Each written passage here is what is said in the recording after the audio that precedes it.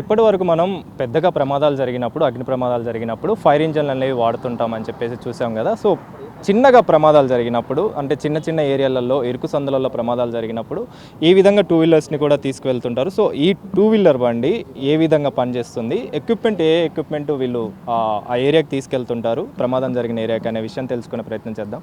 అలా ఇది ఏ విధంగా పనిచేస్తుంది? సార్ మాకు ఫస్ట్ కంట్రోల్ రూమ్ నుంచి ఫైర్ కాల్ వచ్చినప్పుడు సో ఏరియా చెప్తారు. చెప్పినప్పుడు మేము ఏంటంటే సో ఇప్పుడు బేగం బజార్ లాంటి ఏరియాలు ఉంటాయి, వాటర్ టెండర్ పట్టనప్పుడు ఏం చేస్తామంటే మేము ఈ చిన్న బుల్లెట్ తీసుకొని వెళ్తాము. ఈ బుల్లెట్ ఏంటంటే దీంట్లో 1:9 అనమాట.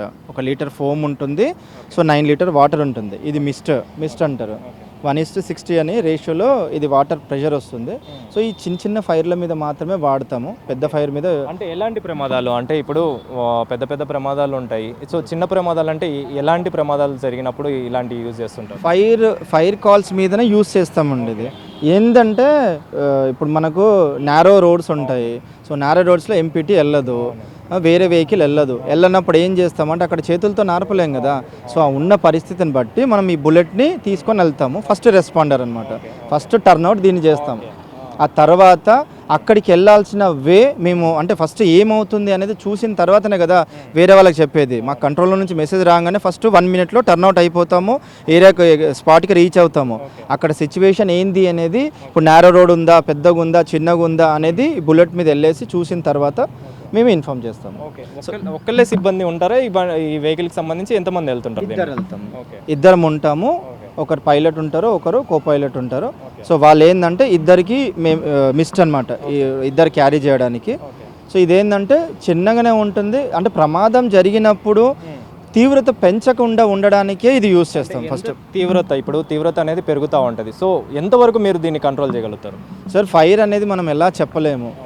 మనం ఇంత టైంలో మండుద్ది, అంత టైంలో మండుద్ది అని మనం ఎక్స్ప్లెయిన్ చేయలేము. సో మీరు ఎలా ఉంటుందంటే మంట అనేది ఒక 1 మినిట్లోనే ఒక 10 మీటర్స్ వరకు రీచ్ అయ్యే ఛాన్స్ ఉంది. అంటే అక్కడ ఏదైతే మెటీరియల్ మండుతుందో ఆ మెటీరియల్ బేస్ చేసుకుని ఫైర్ అనేది అవుతుంది. సో అట్లాంటి టైంలో మనం ఏంటంటే ఫస్ట్ రెస్పాండర్ ఫైర్ని పెద్ద కాకుండా చూడడమే మా బాధ్యత. అంటే మేము పోయి మొత్తం మంట ఏం చేస్తాం, అది పక్క బిల్డింగ్కి పోకుండా ఆపడం మా బాధ్యత ఫస్ట్ థింగ్. సరే మండేది మండుతుంది, దాన్ని మేమేం చేయలేం, ఎవరేం చేయలేరు. కాకపోతే దాని తీవ్రతను తగ్గించడానికి ఫస్ట్ బుల్లెట్ యూస్ చేస్తాము.